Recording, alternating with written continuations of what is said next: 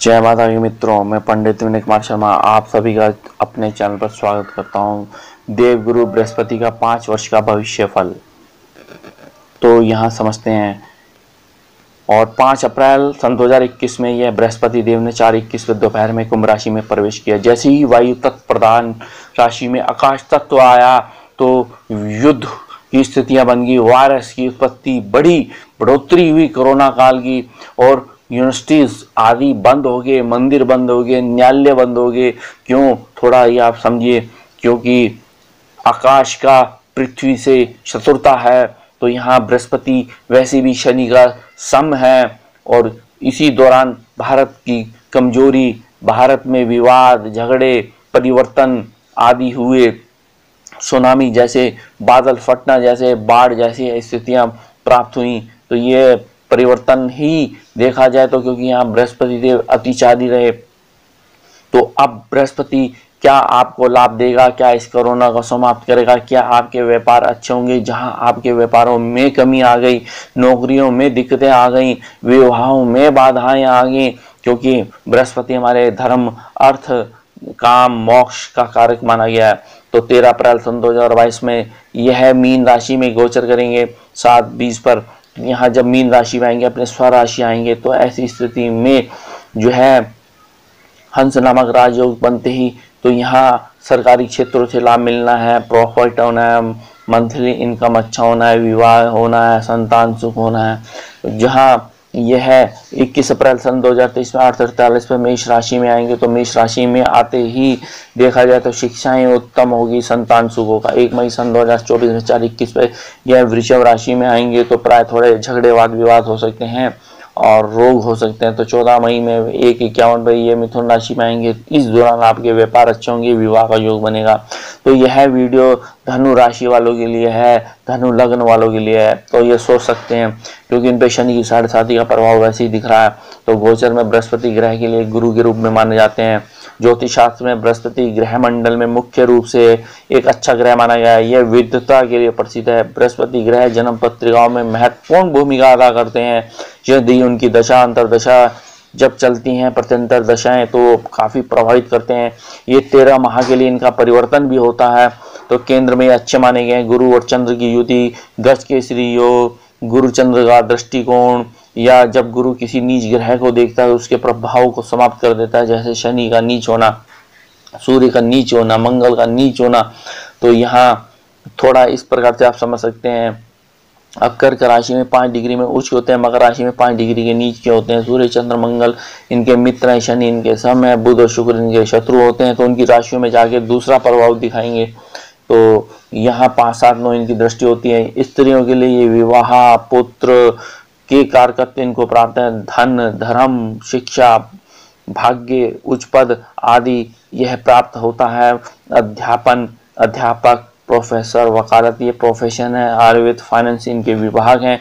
यदि बृहस्पति नीच का है, अशुभ भाव में है, अशुभ होकर बैठा है, तो लीवर, आंत, हृदय, पाचन, कान के रोग, ओबेसिटी जैसे रोग यह देता है, टीबी जैसे रोग देता है। तो अब यहाँ धनु राशि वालों के लिए देखते हैं, क्योंकि आपका लग्नेश भी है, चतुर्थेश भी है। ये स्थिति बहुत जबरदस्त बनी हुई है। जब यह बृहस्पति आपके तृतीय भाव में गोचर कर रहे हैं, तो ऐसी स्थिति में सर्वप्रथम नए नए मित्र बनेंगे, अच्छे मित्र बनेंगे। ये मित्र आपको अच्छी सलाह देंगे। आपके छोटे भाई बहनों से आपको सहयोग मिलेगा। आपका भाग्य उदय होगा, आपके बल प्राप्त होगा, और इस बल से आप धन का जो इन्वेस्टमेंट है अच्छा रहेगा। मासिक वेतन में वृद्धि होगी। और गवर्नमेंट जॉब एम्प्लॉई हैं, टीचर हैं, या ट्यूशन प्रोफेशन है, या धार्मिक संस्थाओं से जुड़े हैं, तो ऐसी स्थिति में आपको लाभ मिलेगा। जब यह देखा जाए तो 13 अप्रैल सन 2022 में मीन राशि में आएंगे।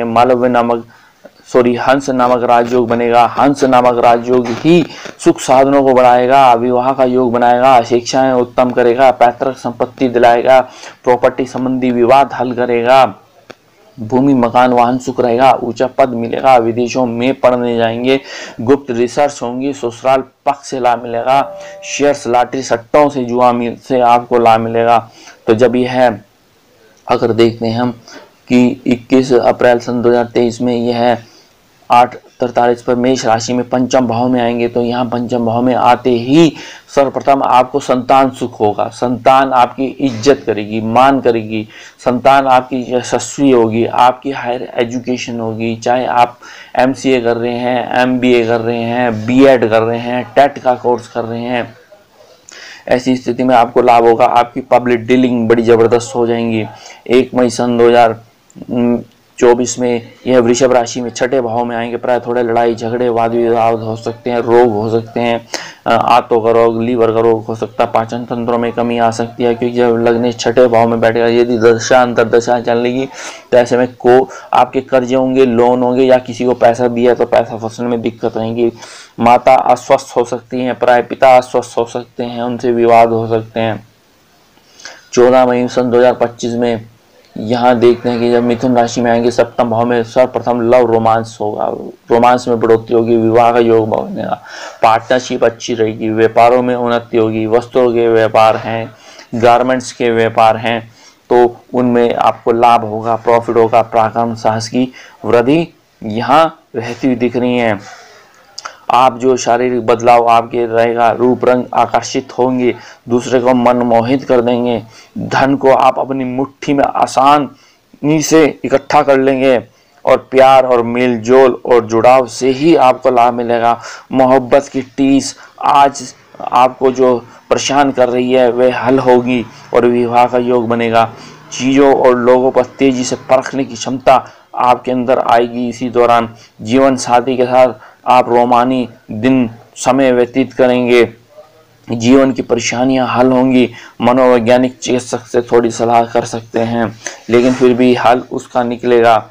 यहाँ बृहस्पति का यह परिवर्तन धनु राशि वालों के लिए बहुत बेहतरीन है, क्योंकि आपके लग्नेश है। सर्वप्रथम जब लग्नेश है तो यदि बृहस्पति की दशाएं, अंतरदशाएं, प्रत्यंतर दशाएं, धान्य की दशाएं चलेंगी, उनकी डिग्री अच्छी है, उनकी अवस्थाएं अगर जबरदस्त हो रहती हैं, तो यहाँ आपको प्राप्त होगा धन, वैभव, समृद्धि, यश, कीर्ति और ऊंचा पद मिलेगा। यदि आप अब समझ सकते हैं धनु राशि वाले इलेक्शन लड़ते हैं, यदि MLA का, चाहे वह यूपी में, उत्तराखंड में है, पंजाब में है, ऐसी स्थिति में आप विजय होते दिख रहे हैं, आपका नाम जोर शोर से डंका उसका बजेगा, तो यहाँ आपकी स्थिति मजबूत और विजय होते हुए दिख रहे हैं। तो आपने करना क्या है, यहाँ विष्णु सहस्त्रनाम का पाठ करना है, एक पुखराज रत्न धारण करना है, और हो सके तो पीली वस्तुओं का दान करना है, और नारायण कवच का पाठ करना है, और यहाँ बृहस्पति के बीज मंत्रों का पाठ करना है। मेरे चैनल को लाइक करें, सब्सक्राइब करें, शेयर करें। धन्यवाद।